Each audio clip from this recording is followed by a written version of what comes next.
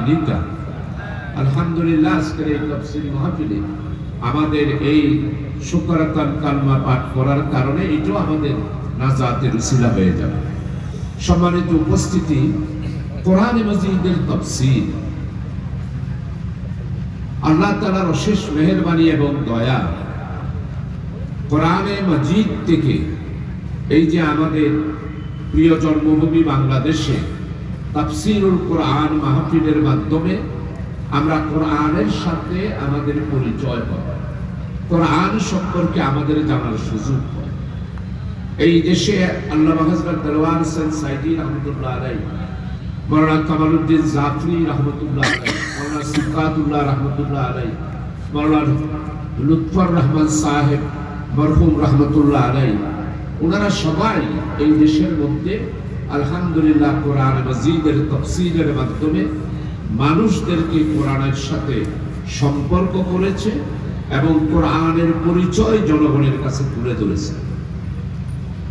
সম্মানিত উপস্থিতি,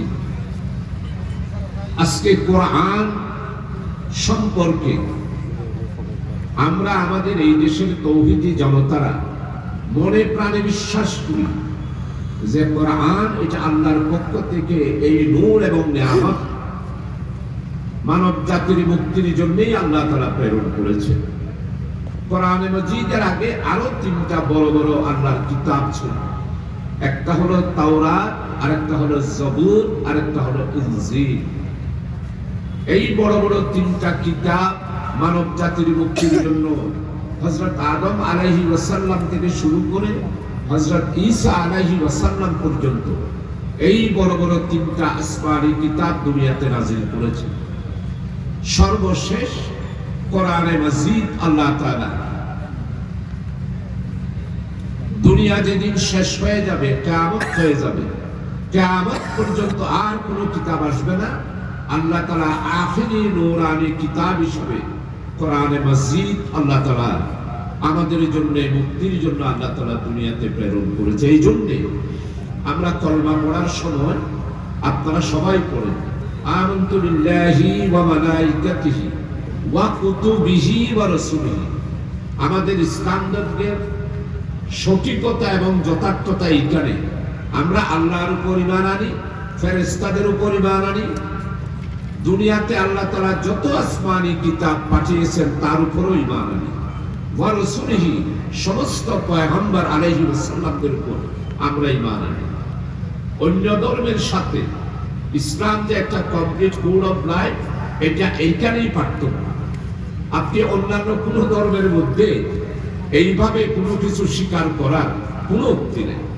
একমাত্র আমাদের মুসলমানেরা আমরা আল্লাহর কাছে স্বীকার করি আমানতু বিল্লাহি ওয়া মালাইকাতিহি ওয়া কুতুবিহি ওয়া রাসূলিহি ওয়াল ইয়াউমিল আখির।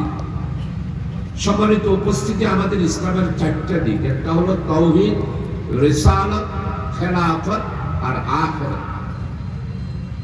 আমরা এই তিনটা দুনিয়াতে বাস্তবায়িত আছে, একটা বাস্তবায়িত নাই, সেটা হলো খেলাফত।